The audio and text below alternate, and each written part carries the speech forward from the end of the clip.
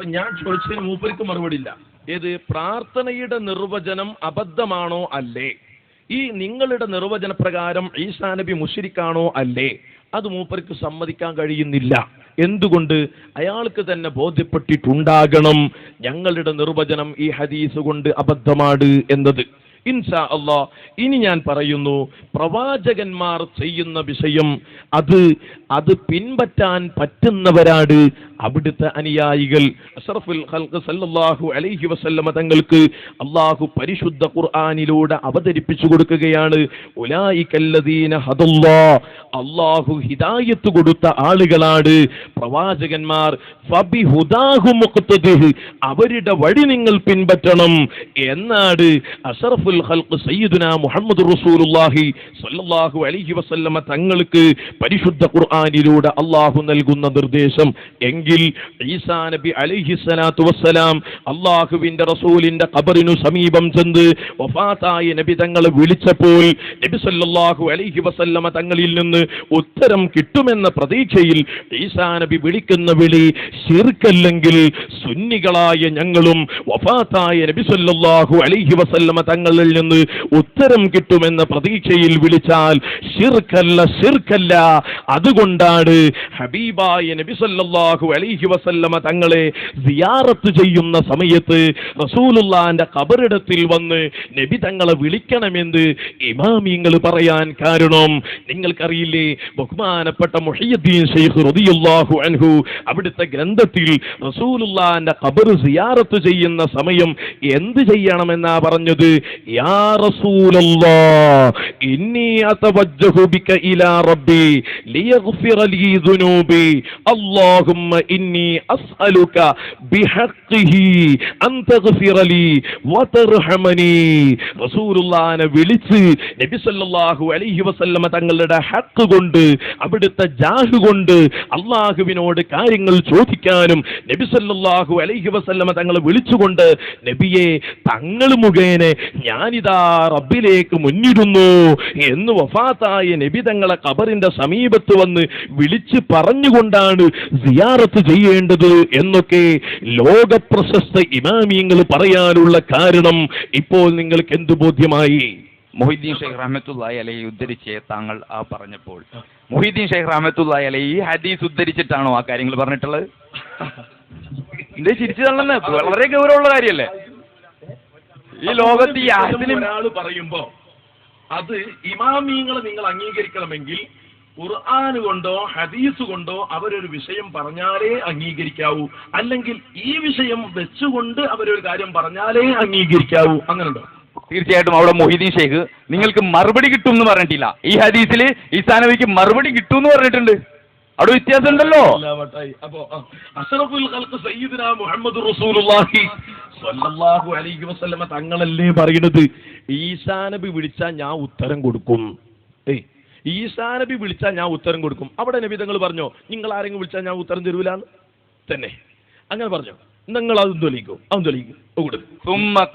പിന്നീട് അദ്ദേഹം എന്റെ ഖബറിന്റെ അടുക്കൽ വന്നാൽ, അതായത് ഈസാ നബി അലൈഹിസ്സലാം വന്ന് ചോദിച്ചാൽ കിട്ടുന്ന കാര്യം, അതാണ് ഞാൻ ചോദിച്ചത്. റഫീഖ് ഹസനി പോയി അവിടെ ചെന്ന് യാ മുഹമ്മദ് എന്ന് വിളിച്ചാൽ നിങ്ങൾക്ക് മറുപടി കിട്ടുമോ ഹദീസിന്റെ വെളിച്ചത്തിൽ എന്നാണ് ചോദിച്ചത്. ഇമാം ബുഖാരി റളിയല്ലാഹു അൻഹു റിപ്പോർട്ട് ചെയ്തൊരു ഹദീസിൽ കാണാം, ഇബ്നു ഉമർ റളിയല്ലാഹു അൻഹു രാത്രി നിസ്കരിച്ചാൽ വളരെ നല്ലതാണ്. വേറെ ആൾക്കാർ നിസ്കരിച്ചാൽ കിട്ടുമോ? കൊടുക്കി. ബുഖാരിയിലുള്ളതാണ്. ഇബ്നു ഉമർ റളിയല്ലാഹു അൻഹു ബഹുമാനപ്പെട്ടവർ ലൗകാന യുസല്ലി, രാത്രി സുന്നത്ത് നിസ്കരിക്കുകയാണെങ്കിൽ വളരെ നല്ലതാണ് എന്ന് സഹീഹുൽ ബുഖാരിയിൽ കിതാബ് തഹജ്ജുദിന്റെ അധ്യായത്തിലുണ്ട്. വേറെ ആളുകൾ നിസ്കരിച്ചാൽ കിട്ടുന്നല്ല എന്ന് പറയുന്നത്. തീർച്ചയായിട്ടും പ്രവാചകന്റെ അടുക്കൽ സഹാബാക്കൾ വന്ന് ചോദിച്ചു, നമസ്കാരത്തിൽ ഏറ്റവും ശ്രേഷ്ഠമായത് ചോദിച്ചപ്പോൾ 5 വക്ത് കൃത്യമായി നമസ്കരിക്കണം. അടുത്തത് ചോദിച്ചപ്പോൾ പ്രവാചകൻ പറഞ്ഞു കൊടുത്തത് എന്താണ്? രാത്രി നമസ്കാരം എന്നാണ്. പ്രവാചകൻ പറഞ്ഞത് ആ വ്യക്തിയെ സംബന്ധിച്ചല്ലല്ലോ. അതെ. അപ്പൊ നബി സല്ലല്ലാഹു അലൈഹി വസല്ലം ഒരു വിഷയം ഒരു വ്യക്തിയുമായി ബന്ധപ്പെട്ട് പറഞ്ഞാൽ തന്നെ നബി പൊതുവായുള്ളതായതുകൊണ്ട് എല്ലാവർക്കും ബാധകമാണ് എന്നത് മൗലവി തുറന്ന് സമ്മതിച്ചു. അവിടെ സമ്മതിച്ചാൽ നിങ്ങൾക്ക് ഇവിടെ എന്താ സമ്മതിക്കാൻ മടി? എന്താ അവിടെ സമ്മതിക്കാൻ? ഇവിടെ പ്രവാചകൻ നേർക്ക് നേരെ പറഞ്ഞ കാര്യം നമസ്കാരത്തെക്കുറിച്ച്. ഇവിടെ ഹദീസ് കൃത്യമായി ഞാൻ ഒരു കാര്യം പറയട്ടെ, ഞാൻ ഇവിടെ മൗലവി ഒന്നുമല്ല, സാധാരണക്കാരൻ ആയ മൗലവി ഒരാളാണ്. നല്ല ആളെന്നതിന്റെ അർത്ഥം. ഓക്കെ, അങ്ങനെയാണെങ്കിൽ കുഴപ്പമില്ല, ഓക്കെ, വിളിച്ചോളൂ. അർത്ഥമുണ്ട്. അപ്പൊ ആയിക്കോട്ടെ, കുഴപ്പമില്ല. അതാണ് ആ, ആയിക്കോട്ടെ, അത് ചോദിക്കാൻ വന്നതിന്റെ പേര് നല്ലതെന്ന് അർത്ഥം. ആയിക്കോട്ടെ, ഇൻഷാ അല്ലാ. അങ്ങനെ ആവട്ടെ. അപ്പോൾ ഇവിടെ പ്രത്യേകമായി ഹദീസുകൾ പ്രവാചകൻ പറയുന്നത് ഈസാ അലൈഹിസ്സലാം വന്നതിന് ശേഷം. പ്രിയപ്പെട്ട സുഹൃത്തെ, ശിഹാബ് സുഹൃത്തെ, പറഞ്ഞു. പിന്നെ നിങ്ങളൊരു കാര്യം മനസ്സിലാക്കണം. ഈസാ നബി ലഇൻ ഖാമ അലാ ഖബരി എന്ന് പറഞ്ഞ് ഈസാ നബി എന്നുള്ളതിൽ പരിമിതപ്പെടുത്തിയത് കൊണ്ട് അത് ഈസാ നബിക്ക് മാത്രം ബാധകമാണ് എന്ന് പറഞ്ഞപ്പോൾ ഞാൻ ഒരു വ്യക്തിയെ പരിമിതപ്പെടുത്തിയതിന് സഹീഹുൽ ബുഖാരിയിൽ ഒരു ഹദീസ് പറഞ്ഞപ്പോൾ താങ്കൾ ചെയ്തത് വേറെ കുറെ ഹദീസിൽ അങ്ങനെയൊക്കെ ഉണ്ട്, അതുകൊണ്ട് ഇത് എല്ലാവർക്കും ബാധകമാണ് എന്നാണ്. ഞാനും പറയുന്നത് ഇതാണ്, ഈ ലഇൻ ഖാമ എന്നുള്ളതിൽ അവിടെ ഈസാ നബി എന്ന് പറഞ്ഞിട്ടുണ്ടെങ്കിൽ തന്നെ മഹാനരായ ഈസാ നബി അലൈഹിസ്സലാമിനെ സംബന്ധിച്ചിടത്തോളം ഒരു വ്യക്തിയാണ് അവിടെ വന്ന് പറഞ്ഞതെങ്കിൽ തന്നെ അത് പൊതുവാണ്. കാരണം പ്രവാചകരാണത് പറയുന്നത്. ഈ സംഭവം അല്ലാമ മുസ്നദ് അഹ്മദ് ബിൻ ഹംബൽ റളിയല്ലാഹു അൻഹുവിന്റെ ശിഷ്യന്റെ ശിഷ്യനായ അല്ലാമ ഹാരിസ് തങ്ങൾ ഉദ്ധരിക്കുന്ന അധ്യായം തന്നെ പ്രിയപ്പെട്ട കൂട്ടുകാരാ, പ്രിയപ്പെട്ട സുഹൃത്തുക്കളെ, ഇത് സർവ്വവ്യാപകമാണ് എന്ന നിലക്കാണ് ഗ്രന്ഥം കൊണ്ടുവരാത്തത് കൊണ്ട് ഇപ്പോൾ ഞാൻ അതിലേക്ക് കടക്കുന്നില്ല. ഏതായിരുന്നാലും ഇതൊക്കെ മുസ്നദ് അബൂ യഅലയിലും അങ്ങനെയുള്ള വിഷയങ്ങളൊക്കെ ഉദ്ധരിക്കുന്നത് അത് പൊതുവായിട്ട് അംഗീകരിക്കാൻ വേണ്ടിയിട്ടാണ്.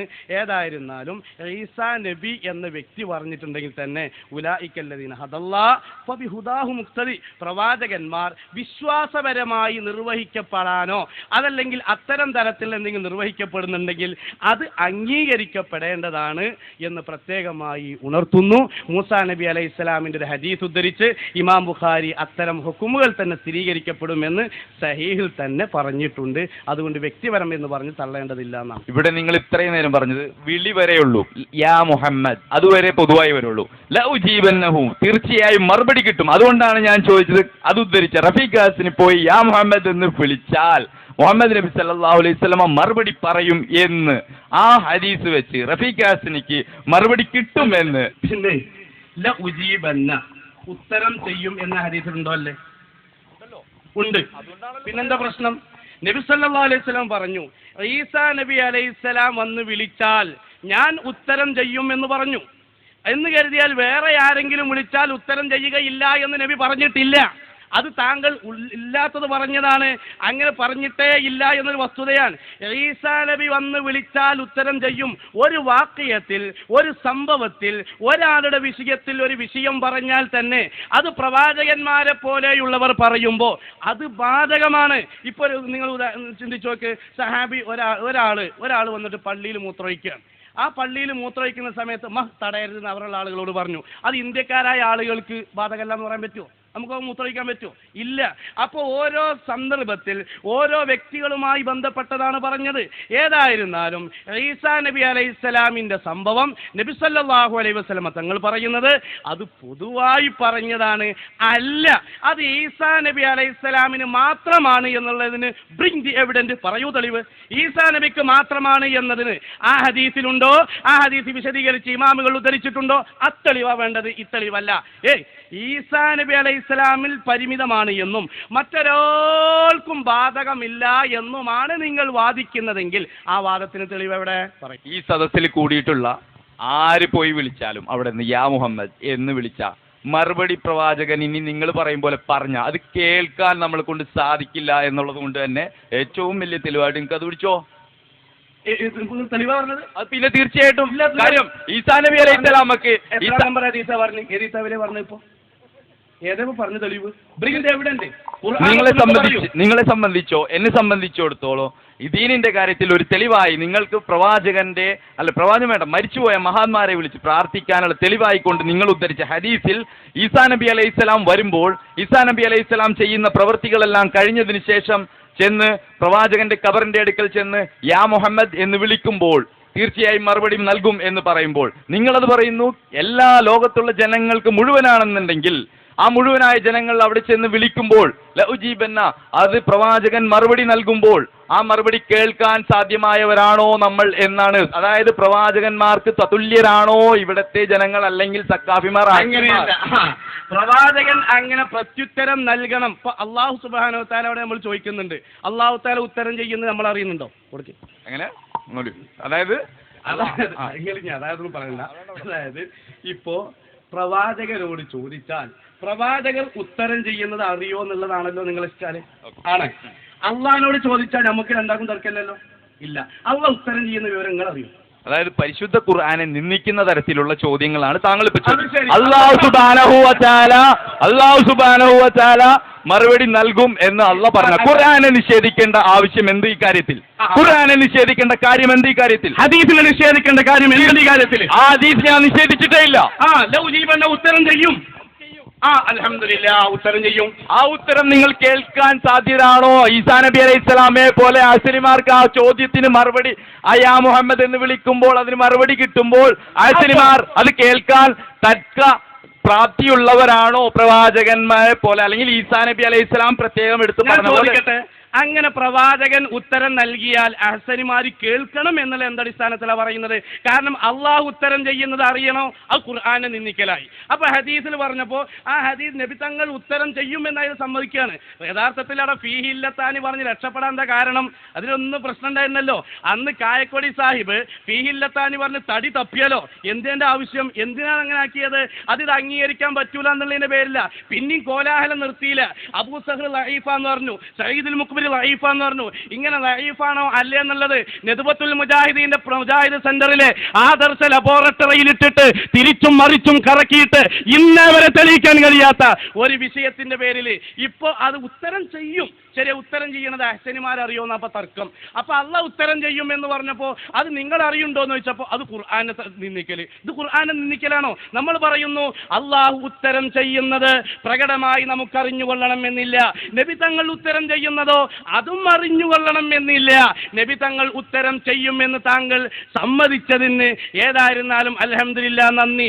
അള്ളിയാ ഉശാരിഖി എന്ന സിയാനത്തുൽ ഇൻസാനിന്റെ അതുപോലെ അബൂ അലിയുൽ ഖമ്മാരിയുടെയൊക്കെ ഗ്രന്ഥങ്ങൾക്ക്, അബൂ അലിയുൽ ഖമ്മാരിയുടെ ഗ്രന്ഥങ്ങൾക്ക് ഇബ്നു അബ്ദുൽ വഹാബിന്റെ ശിഷ്യന് ഒരു ഗ്രന്ഥം തന്നെ രചിച്ചപ്പോ ഇത്തരം വിഷയങ്ങളൊക്കെ ഏതൊക്കെയോ സനദെടുത്ത് തള്ളിക്കളഞ്ഞ ആ ഒരു വിഷയം ഇപ്പോൾ അൽഹംദുലില്ലാ സുന്നികൾ പറഞ്ഞിടത്തേക്ക് നിങ്ങൾ വന്നു എന്നുള്ളത് സന്തോഷം തന്നെയാണ്. അത് ഈ പാനായിക്കുളത്ത് വെച്ച മുഖാമുഖത്തിന്റെ വിജയമാണ് എന്നുകൂടെ സാന്ദർഭികമായി ഉണർത്തുകയാണ് പ്രിയപ്പെട്ട സുഹൃത്തിനോട്. ഇവിടെ ഈസാ നബി അലൈഹിസ്സലാമയ്ക്ക് കിട്ടുമെന്ന് പറഞ്ഞ മറുപടി, ഈസാ നബി അലൈഹിസ്സലാം അദ്ദേഹത്തിന്റെ മുഅ്ജിസത്ത് കൊണ്ട് അതിൽ കേൾക്കുമെങ്കിൽ റഫീഖ് ഹാസിനിമാരോ അല്ലെങ്കിൽ കേരളത്തിലെ ജനതയോ കേൾക്കോ എന്ന് ചോദിച്ചാൽ അതിന് അള്ളാഹ് ഉത്തരം ചെയ്യണേന് കിട്ടും. അതിന് ഖുർആനില് അള്ളാഹ് പറഞ്ഞു ഞാൻ അത് ഉത്തരം നൽകും എന്ന് പറഞ്ഞു. അത് അപ്പടി വിശ്വസിക്കുക എന്നുള്ളത് നമ്മൾ വിശ്വസിക്കുന്നുണ്ട്. അപ്പടി വിശ്വസിച്ചാൽ മതി. അതായത് അള്ളാഹു നമ്മൾ ചോദിച്ചാൽ ഉത്തരം ചെയ്യും. ആ ഉത്തരം ചെയ്യുന്നത് നമ്മൾ അറിയേണ്ടതുണ്ടോ? അതിവിടെ ഉണ്ടോ? അതിന് മറുപടി ഉണ്ടല്ലോ. ഇവിടെ ഹദീസിന്റെ വെളിച്ചത്തിൽ കൃത്യമായി പ്രവാചകനെ വിളിക്കുമ്പോൾ ഉത്തരം നൽകും പ്രവാചകൻ. ഈസാ നബി അലൈഹിസ്സലാമയ്ക്ക് മറുപടി സുഹൃത്തെ, മറുപടി മറിക്കല്ലേ. ചോദിച്ചത് എന്താണ്? പടച്ചതമ്പുരാനെ വിളിച്ചാൽ ഉത്തരം ചെയ്യും എന്ന് ഖുർആനിലുണ്ട് അല്ലേ? ഞാൻ അംഗീകരിക്കുന്നു, നിങ്ങളും അംഗീകരിക്കുന്നു, റബ്ബാണ് സത്യം, ഉണ്ട്. ആ പടച്ചതമ്പുരാനെ വിളിച്ചാൽ ഉത്തരം ചെയ്യുന്നത് പടച്ചവന്റെ പടപ്പുകളായ നാം അറിയേണ്ടതുണ്ടോ? തീർച്ചയായിട്ടും ഇവിടെ നിങ്ങൾ ഉദ്ധരിച്ച ഹദീസ് ഒരു പ്രത്യേകമായി ഈസാ നബി അലൈഹിസ്സലാമയെ പിന്നീട് ചോദിച്ചതിന് മറുപടി നിങ്ങൾ സുമ്മക്കാമക്ക് ഉത്തരം ചെയ്യും എന്ന് പറഞ്ഞപ്പോ, സുഹൃത്തെ, ഉത്തരം ചെയ്യും എന്ന് പറഞ്ഞപ്പോ നിങ്ങൾ പൊട്ട ചോദ്യം ചോദിച്ചത് എന്ത്? നബി തങ്ങൾ പ്രതികരിക്കുന്നത്, നബി തങ്ങൾ ഉത്തരം ചെയ്യുന്നത് അത് അഹ്സനിയും സഖാഫിമാരും അറിയോ? എന്തിനാ അറിയണ്? അള്ളാഹ് ചോദിച്ചാൽ അള്ളാഹ് ഉത്തരം ചെയ്യുന്നതന്നെ നമ്മൾ അറിഞ്ഞോളണം എന്നില്ലല്ലോ എന്നല്ലേ നമ്മൾ പറഞ്ഞത്? അള്ളാഹ് ഉത്തരം ചെയ്യുന്നത് തന്നെ അറിയുന്നില്ലല്ലോ എന്ന് പറഞ്ഞപ്പോൾ ആ ഒരു പ്രതികരണം അദ്ദേഹം പ്രതീക്ഷിച്ചിട്ടില്ല. ഇപ്പൊ ഇങ്ങനെ ദഹറജ യുദഹരിജ് ദഹറത്തൊമ്പത് ഹിറാജൻ അങ്ങനെ പറയാണ്. അപ്പൊ അതുകൊണ്ട് പ്രിയപ്പെട്ട കൂട്ടുകാരാ, പ്രിയപ്പെട്ട സുഹൃത്തെ, ഈ മർക്കട മുഷ്ടി മാറ്റിയിട്ട് യഥാർത്ഥ തൗഹീദിലേക്ക് വരണമെന്നാണ് പറയാനുള്ളത്. നിങ്ങൾ ഓരോന്നോരോന്ന് മാറ്റിക്കൊണ്ടിരിക്കുന്നുണ്ട് എന്നുള്ളതിന്റെ ഒരു തെളിവാണ് അള്ളാഹുവിന്റെ അടിമകളോട് സഹായം ചോദിച്ചാൽ ഉത്തരം ചെയ്യും എന്നുള്ളത്. ജിന്നുകളോടോ മലക്കുകളോടോ സഹായം ചോദിച്ചാൽ പോലും ഉത്തരം ചെയ്യും എന്നിടത്തേക്ക് നിങ്ങളെ മൗലവിമാര് വന്നിട്ടുണ്ട്. സക്കരിയ സലാഹി പറയുന്നു, നോക്കൂ നിങ്ങൾ. ബാക്കി